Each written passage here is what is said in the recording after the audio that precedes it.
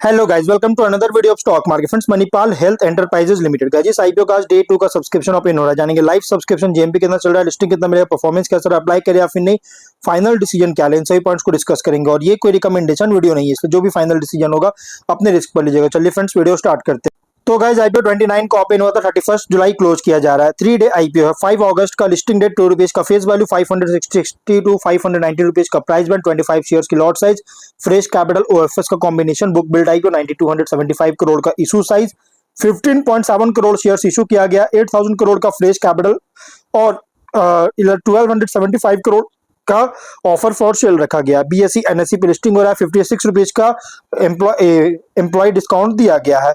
लेकिन अगर हम बात करेंगे अलॉटमेंट डेट का, तो 3 अगस्त का रखा गया। 4 को रिफंड रिलीज किया जाएगा, शेयर्स डीमैट अकाउंट में क्रेडिट होगा।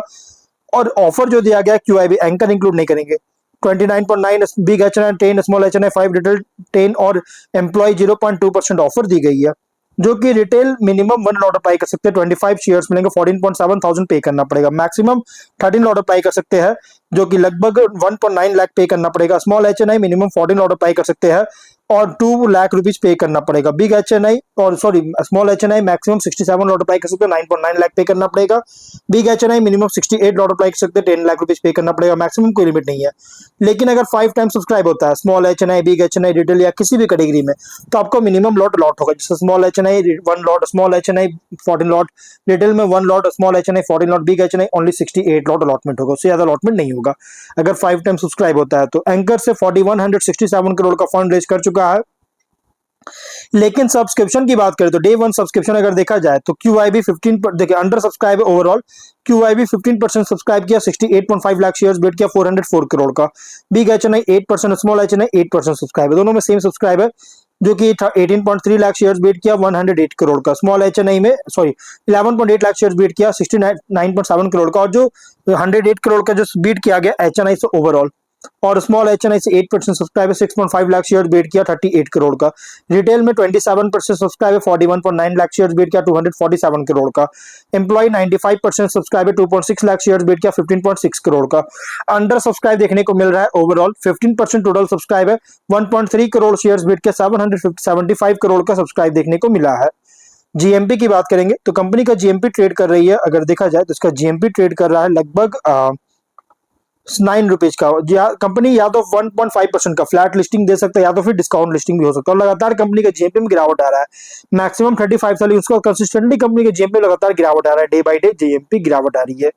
लेकिन अगर बिजनेस की बात करेगा तो कंपनी का जो बिजनेस है अगर देखा जाए तो इसका बिजनेस कंपनी करती है, अगर हम बात करें तो ये मल्टी स्पेशलिटी हॉस्पिटल्स का पैन इंडिया ऑपरेटर है।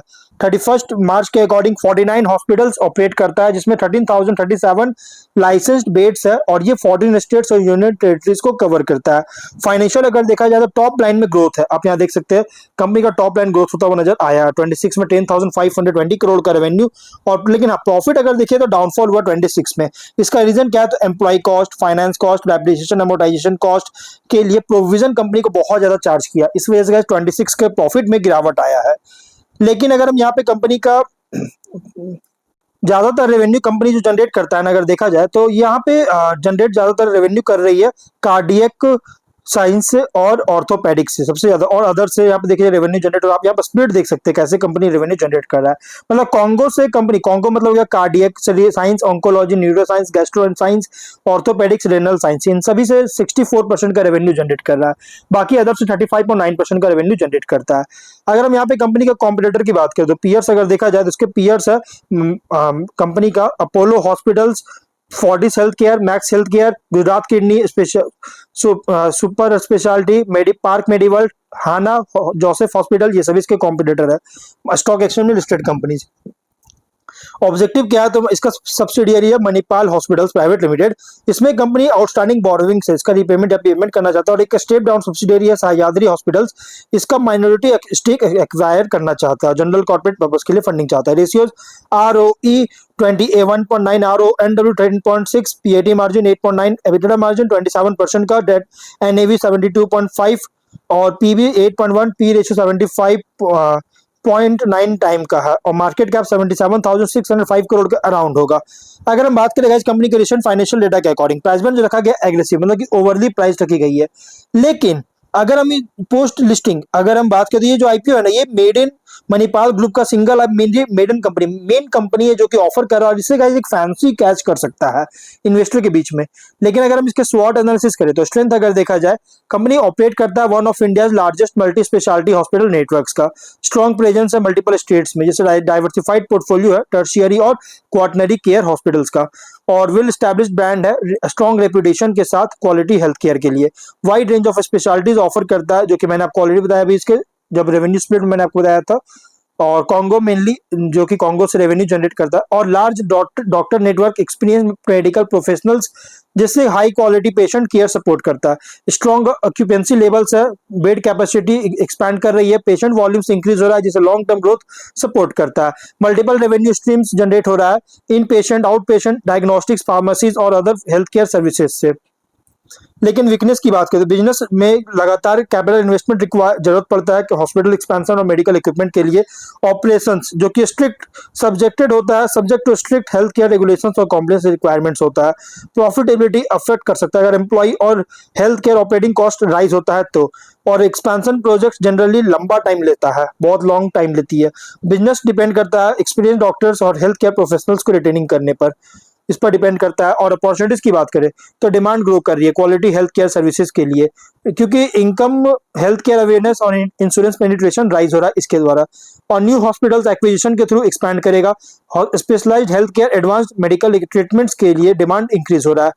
और digital health care, telemedicine, preventive health care services में ग्रोथ देखने को मिल रहा है। इंडियाज एजिंग पॉपुलेशन जो कि long term health care demand को सपोर्ट करता है। थ्रेट देखा जाए तो अदर लार्ज हॉस्पिटल चेन से कंपटीशन बहुत ज्यादा है।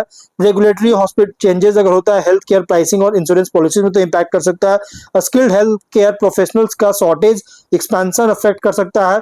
Economic slow down elective procedures के लिए डिमांड रिड्यूस कर सकता है। पब्लिक हेल्थ इमरजेंसीज के कारण टेम्पोरली डिस्टर्ब कर सकता है नॉर्मल हॉस्पिटल ऑपरेशंस को। लेकिन पेयर कॉन्टेस्ट करेंगे तो अदर लिस्टेड हॉस्पिटल चेन्स के कंपैरिजन में ऑपरेट कर रहा है one of the largest integrated health care provider India में।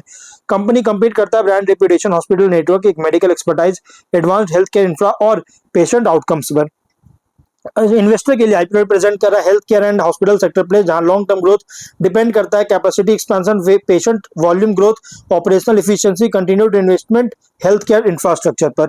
लेकिन लिस्टिंग के लिए अगर सब्सक्रिप्शन डिमांड स्ट्रॉन्ग होता है रिटेल, एचएनआई, क्यूआईबी हर एक कैटेगरीज में तो कंसीडर कर सकते हैं। लेकिन साथ में जीएमपी और सब्सक्रिप्शन ट्रेंड मॉनिटर कीजिए इशू क्लोज से पहले।